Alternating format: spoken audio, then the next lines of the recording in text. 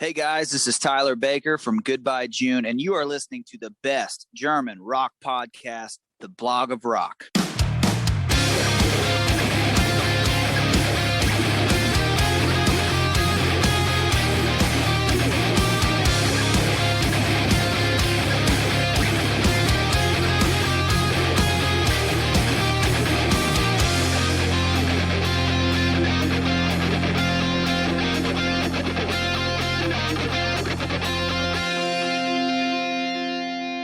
Hallo, willkommen bei The Blog of Rock, deinem Hardrock- und Heavy-Metal-Podcast-Musikmagazin. Ich bin Uwe Lerch und ich nehme dich backstage mit zu den Rockstars. Natürlich quatschen wir über die Musik, die uns alle verbindet, über neue Platten, über Livepläne und was früher so war. Aber wir sprechen auch über die Menschen dahinter. Was hat sie inspiriert und motiviert und welche Rockstar-Tipps haben sie für dich da draußen? In den Shownotes, das ist die Beschreibung zu dieser Episode, über die du das hier gerade hörst, findest du einen zentralen Link für alle weiteren Informationen, der dich aber auch in meine offizielle Facebook-Gruppe führt. Ich würde mich freuen, wenn wir uns hier kennenlernen. Bist du nun am Start? Na dann komm doch mit!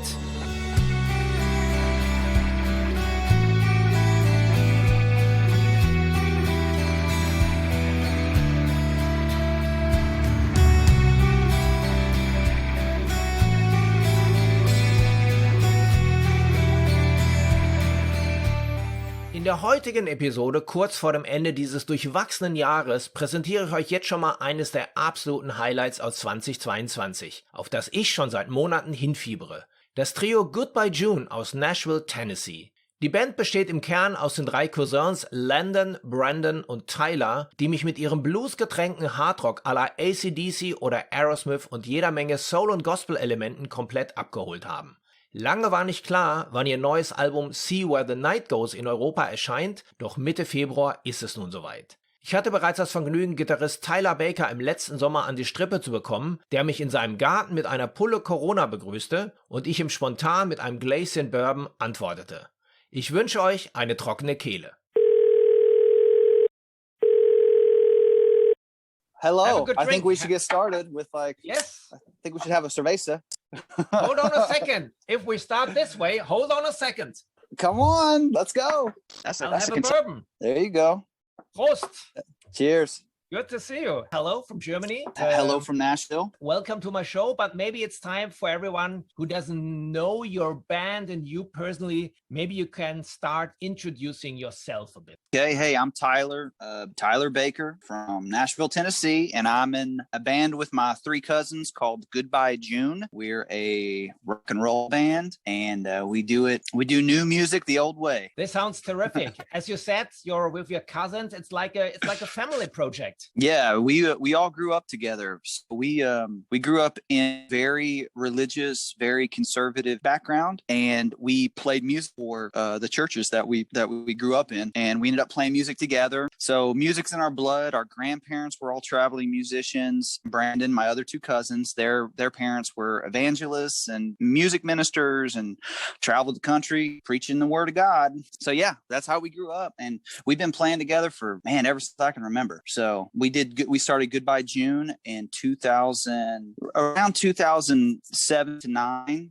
My brother passed away. A brother who's pretty much like a brother to Landon and Brandon too. He was in the military and he passed away, and so really hurt. Really grief. The family was really hurt, and it was really hard to deal with that loss because he was such a big part of our family. And so me, Landon, and Brandon started getting together a lot, creating music and just being together and being family. And those were the beginnings of Goodbye June, of what happened. A band name, we didn't know what kind of music we would at that time, but we were just playing music as a way to heal. And does it help you while doing the music, especially when you have this kind of religious background? I hear a lot of, let's say, gospel-like tunes within your songs.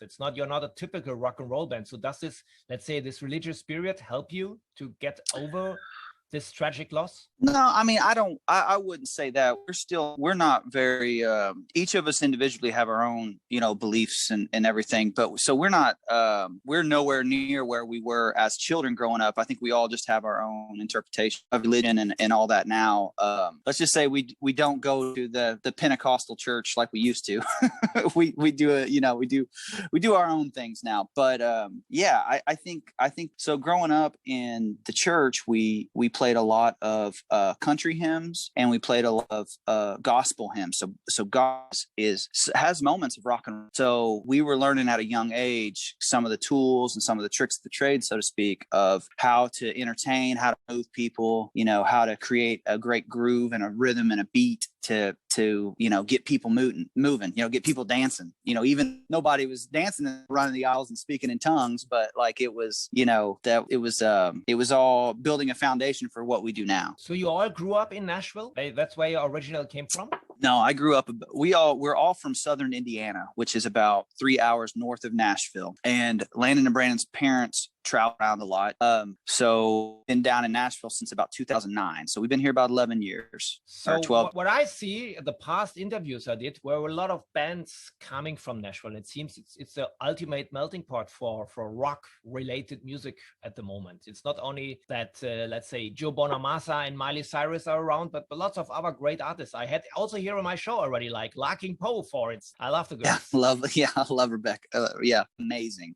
They're incredible artists, and they're even kinder people. That's right. I saw their Christmas podcast they had working together with Tyler Brandt and the Shakedown, and they also the husband of Megan. So it was a great show. Do you know the girls? We have a lot of mutual friends, so we'll see them just in past. I'll see them at a party. I'll see them at a barbecue. We all know a couple other bands mutually, like Hailstorm. They're friends with all the Hailstorm people, and we are too. And so it's kind of like when people throw parties and we're all invited, we get to hang out and have beers and talk shop.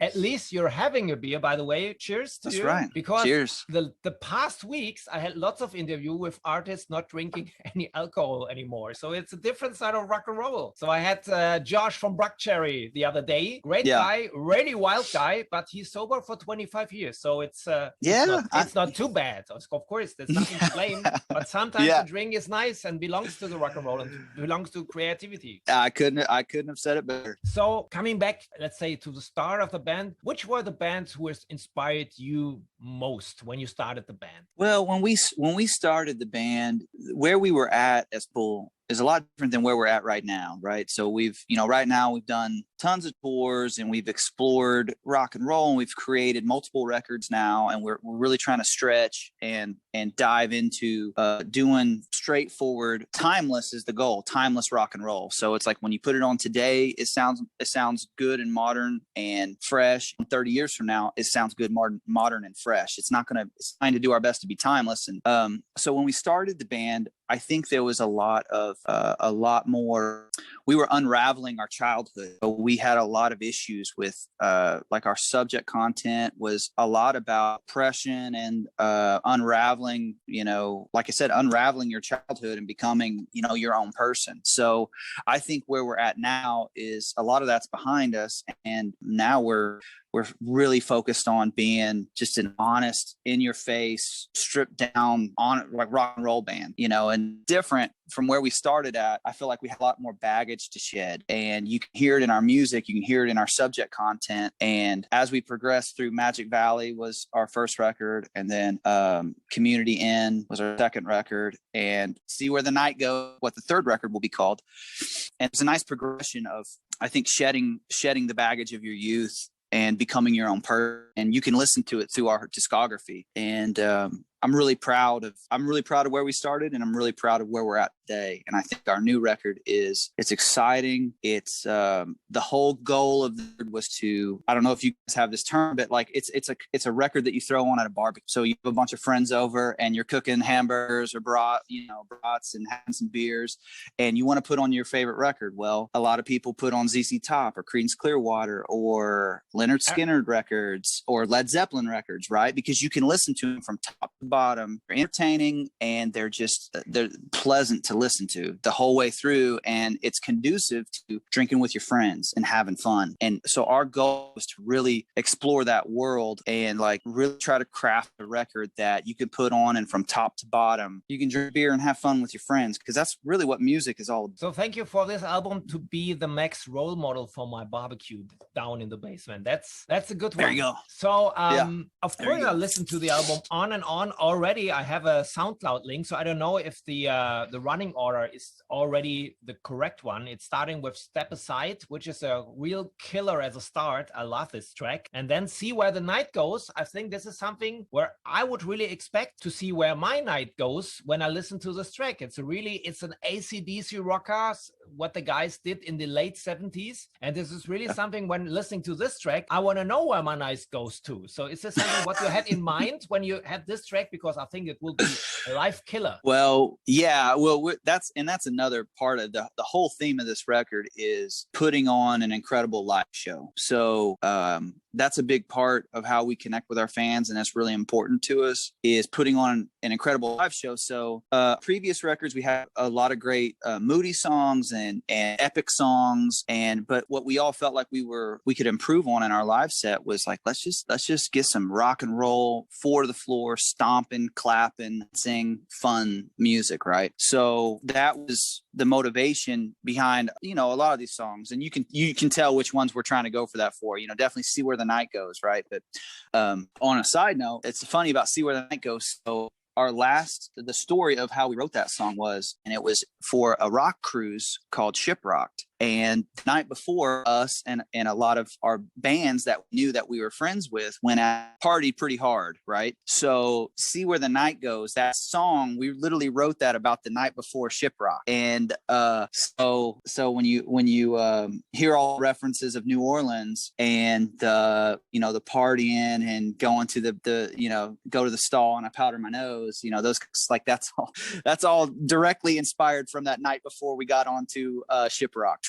I really can guess how you felt, because I was involved for 7 years in a row with the 70,000 tons of metal cruise starting from Miami or Fort Lauderdale. And there were 2 years when the Shiprock cruise started the same day in the same harbor. So when we started partying in downtown Miami and Miami Beach for our heavy metal cruise, we saw lots of people with, let's say, different kind of rock band t-shirts. So we knew whether it's a, let's say, typical heavy metal fan, diehard with, let's say, some death metal or speed metal t-shirts, or let's say some classic 80s metal bands. And on the other end, we have these, let's say, modern guys who looked a bit different. They had different kind of shirt. They had like Five Finger Death Hunt shirts and other bands. So we were side to side with two boats, right, and we were throwing to each other and throwing swear words to each other. And we always said to the other guys on the Shiprock, your ship sucks. So this was quite funny. It was just a fun thing, because it was great to be in Miami with two rock and roll cruisers side by side. So it was a great day for rock and roll, of course. Yeah, absolutely. And it's pretty rock and roll to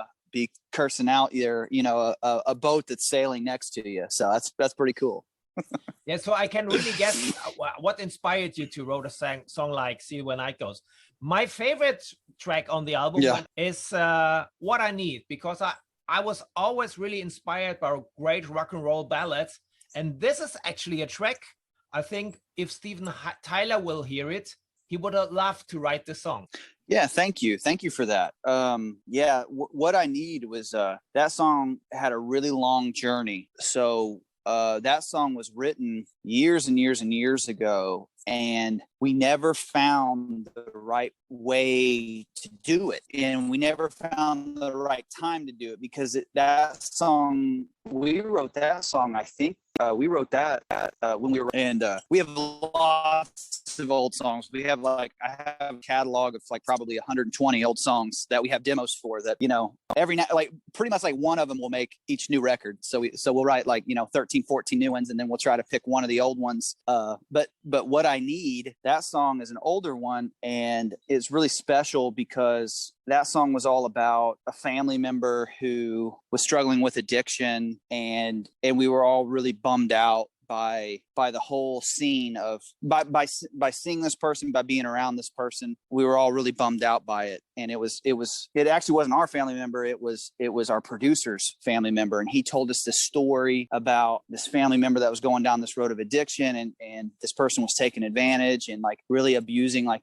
you know, the ones closest to her. And so that song was written. He told us the story in the morning, and we had a piano, and we sit down and came up with some chords. And the idea, when we were sitting around talking, we said what we thought was one of the greatest ballads of all time was Joe Cocker, "You Are So Beautiful." We think, I mean, that was just one of the best, most pure, honest, simple ballads of all time. So that was so we went into that idea with these simple, let's just keep it really simple. Let's just keep it piano, and let's just sing some really honest, deep, dark lyrics behind it. So What I Need came out of all that. And we held on to that song for a long time. I could show you different versions of that song. There's many versions of that song, but the one that we settled on was the one that you heard on this record, which is the piano instrumentation and an acoustic. And then so we were writing and we were performing it. Originally we were just going to keep the piano the whole way through. And you know, we knew what kind of record we were going to put out. We're going to put out this straightforward rock and roll record. So how do we make What I Need fit in? And so we got inspired by, let's do like kind of a Queen style bridge. You know, like that's when the guitar comes in and everybody comes in, and then the gospel chorus choir comes in. And when we were done with it, we were so proud of where the song ended up at. Like, we have to put it on the record. So, and we ended up showing it to Earache, which is our record label. And we were actually pretty kind of hesitant because Earache, as you know, they're a metal rock, hard rock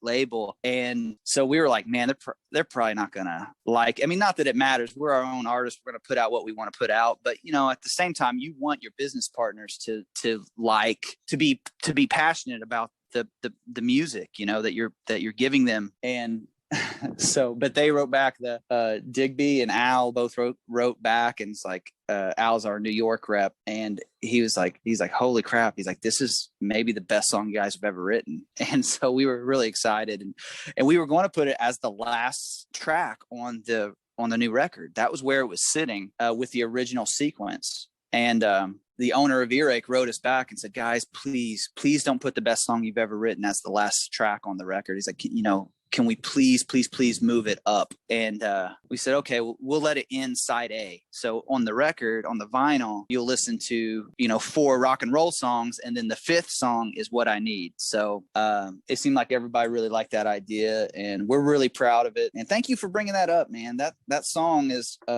it's really special to us. So I really appreciate that you seem to be responding to it as well. I had goosebumps listening to the track because I was always into great rock ballads, and I would have wished you would have brought out this track 30 years ago when MTV was big with these kind of ballads music back in the past. But yeah, hopefully this song will find its way through all the fans listening to this album. What made me these goosebumps was maybe the simplicity of this song. Because as you said, you know, comparison to Joe Cocker's "You're So Beautiful," this is something which I have not thought of. But now knowing it, what your intention was, I could hear it in a way. And it's a very simple piano melody with these kind of deep lyrics.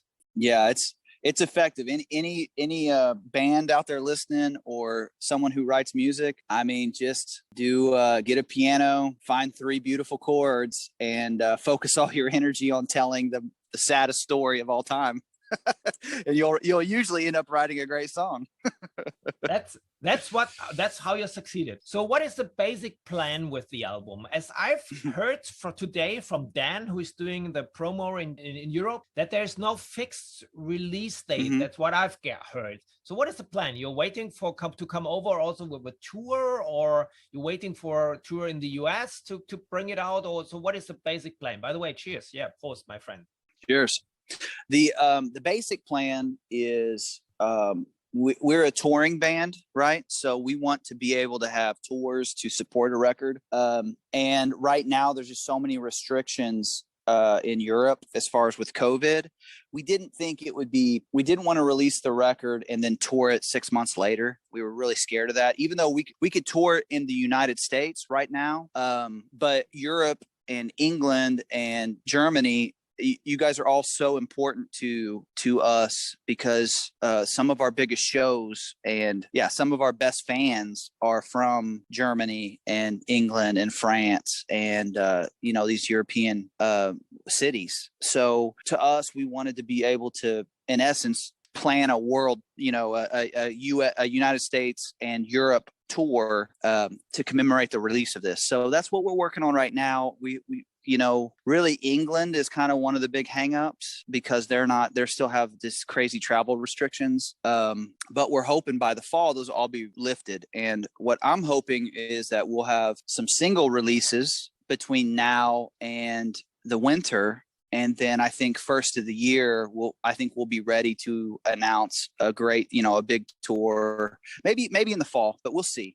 We're just kind of we're waiting to see what COVID does, Of course. I see that there are some bands in the US already touring, at least some smaller, let's say some states, not a full tour, but it's at least good to see some live photos and see some live videos somewhere on the nets that the rock and roll is still alive, because here in Germany it's still you don't have big shows. We have only limited shows outside with 50 people wearing masks, even at sitting also at the same time. This is not rock and roll, but at least you hear some loud music. This is something where it's much better than some months before. And now, even in Germany, people got vaccinated. We were a bit late this time. I know you guys in the US, you were miles ahead. So when did you get your vaccination?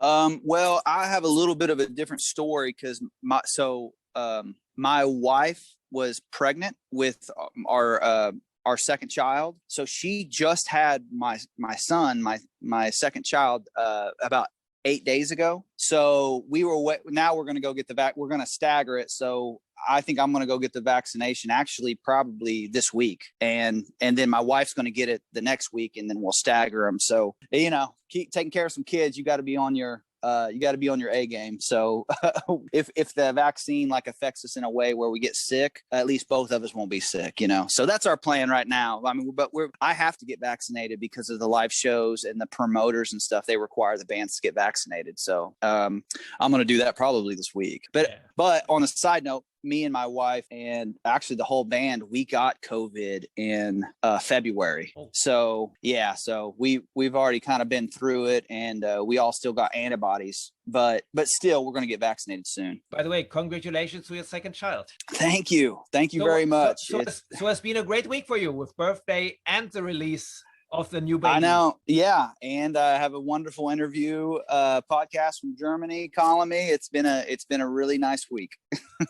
So I assume, looking at your shirt, it seems the weather is quite good in Nashville. The weather is quite good. It's about 80 degrees and 80 degrees Fahrenheit. I know y'all Celsius. I don't know what that is in Celsius, but it's warm. It's warm. Yeah, it's warm. Yeah, it's beautiful, and it's no humidity. And I'm actually, it's funny. I do on just for my own pleasure. I do kind of woodworking, and I refinish old furniture. So I got you can kind of see it. I got my sawhorses up out in the yard, and I got a piece of furniture that I'm sanding and refinishing for our patio. So. So I'm loving the outdoor work. That's good, of course, especially when the weather is bright enough. So I like also to stay outside doing also my editing of the podcast and let's say working for next interviews. Of course, I cannot put all the whole studio. By the way, I see it's quite dark because we have about 9:30 in the evening, so it's getting quite dark here. But it's okay for me.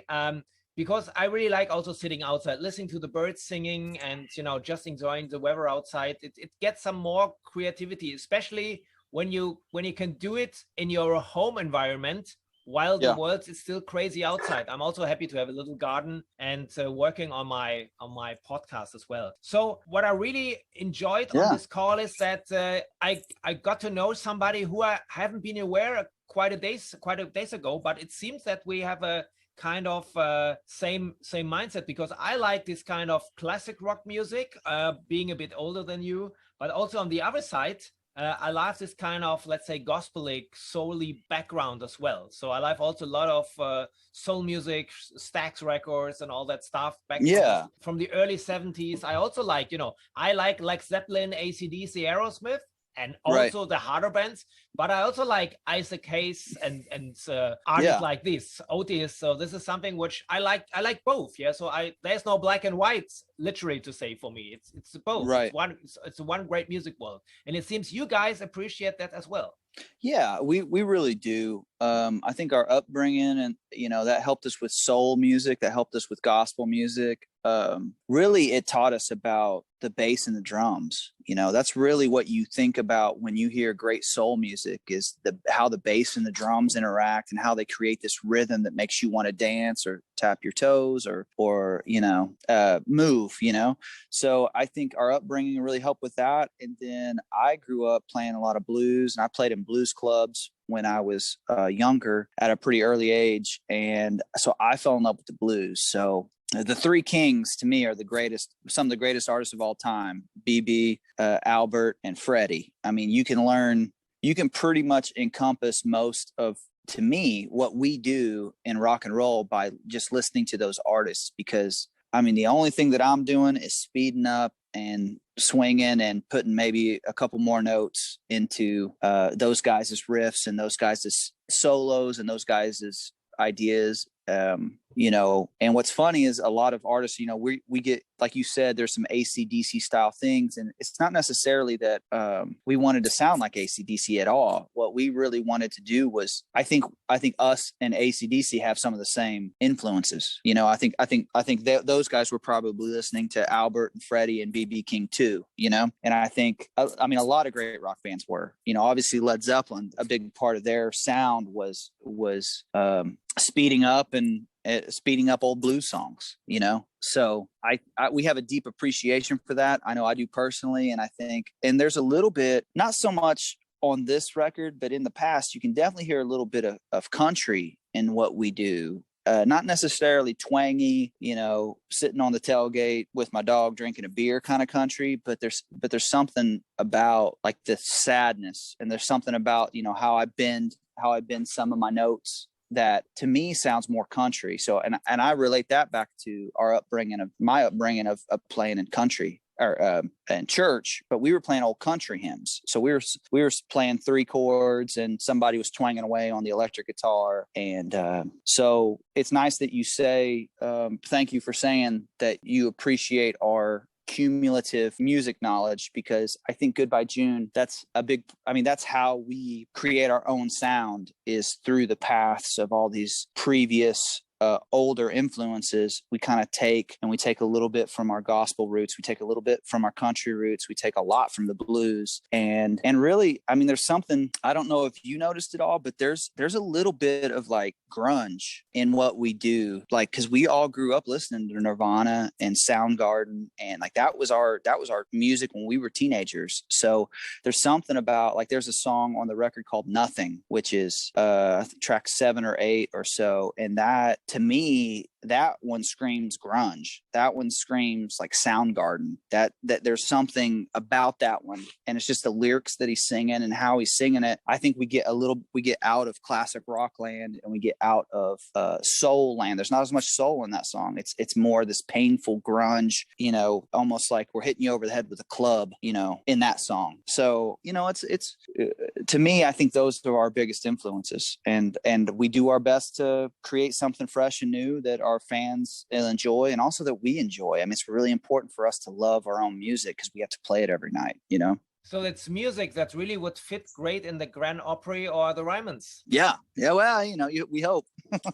Is this something you're wishing for? Of course, at the moment there are not so many shows over there, but this is something which is a goal for you, being in Nashville, to let's say, to play on these kind of historic stages. Well, what's funny you asked that is the Ryman is, to me, I think it's the best venue in the world. Out of every venue I've ever played, out of all the arenas and little clubs and everywhere in between, the Ryman Auditorium in Nashville is, to me, the best, because it has the best sound, it has the best acoustics. You can stand on the front of Ryman Auditorium by yourself and an acoustic guitar, unplugged, unamplified, and you can sing and captivate a crowd of 2,000 people, which is like, you can't, there's not many venues in the world that would allow you to do that. And I've seen it done many times. And it's funny you say that. We've actually played the Ryman. We opened for ZZ Top in the Ryman. And it was probably one of my favorite shows of my life. So, there's rumors going around that we might be back in the Ryman, opening for some buddies of ours in September, but that hasn't been announced yet. So, we'll see if we end up, getting to play the Ryman once again. So we will stay tuned, of course, to follow this, because, I've heard by many artists about this great venue, also talking with Megan and Rebecca about this, and also talking, by the way, with Joe Bonamassa about the Rymans. He played there as well. So this is something which really made me excited to come over, because sadly enough, I haven't been to the US quite a few times, but only more on the east side and Florida. I had never been to Nashville, and for next year I'm planning to come over, because the funny thing is, the last 10 weeks I made interviews which were, let's say, combined in my podcast it was called the American Road Trip. So I started over in Chicago, being a virtual road trip. I started over with an interview with Cheap Trick. Then I headed over to St. Louis, Missouri to meet Devin Allman, also by Zoom. Then I went to Kentucky to Blackstone Cherry, John Fred Young, nice buddy. Then I came to Nashville with Rebecca and Megan and Joe Bonamassa, and now I'm meeting you. And the next trip will lead me over to, Los Angeles, where I'm gonna meet the Dead Daisies with Glenn Hughes and other guys, and of course I'm gonna meet Steve Lukather from Toto. So it's a trip, it's a podcast trip. I called it let's say an authentic road movie for your ears. So I'm getting always influences about the cities, about some special let's say buildings, like the Church of Country Music, the Mother Church of Country Music, or the Mother Church of Rock and Roll. So it's what I described in my podcast already, and it really made me hoping for next year, when all the travel restrictions are gone, that I come over to do this trip in real, and then hopefully meeting you for a beer if you don't come over to Germany before, and we have a great German beer when you come over in the wintertime. I like, by the way, we were talking about Earache Records, and it's funny, when Earache started, it was a total different kind of music when they started the label, and it was really successful. But I think it started with the Rival Sons, that they focus on this kind of classic rock, bluesy stuff with bands who coming from a different kind of genre. And now when you look at the artist roster of Earache, there are great bands, other great bands, who are doing this kind of, let's say, classic rock, Americana, blues-oriented rock and roll. And now they're one of the best labels for this kind of music as well. Yeah, I think so. I mean, they do a really good job so far. I mean, so we put out Community In with them, which is our second record, and that record, it kind of got hit by COVID, right? So we didn't get to tour it as much as we wanted to. We didn't get to work it as much as we wanted to. But throughout the whole process, Eric's been really supportive, and really they're a great label to work with from my perspective. So I'm really proud to be a part of the family, and I'm really excited to see what they do with our next record, because I feel like See Where the Night Goes, I think that falls more in line with their core values and their core competencies, like what they're really good at working and marketing and getting out there. So I'm just so excited to see what Goodbye June and Earache do for, the future, the next couple years, the next year and a half. I'm really excited to see what happens. Keep in touch. All the best, Tyler. Bye. Thank you. Goodbye.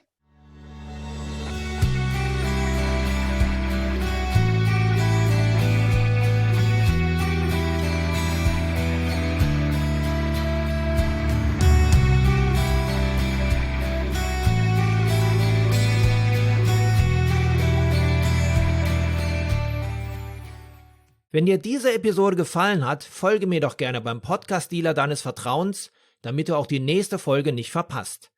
Du bekommst die ganze Staffel als kostenloses Abo unter anderem bei Spotify, Apple Podcast, Amazon Music, Deezer, Soundcloud, YouTube, dem Podcast-Portal von Google oder natürlich über meine Homepage theblogofrock.com.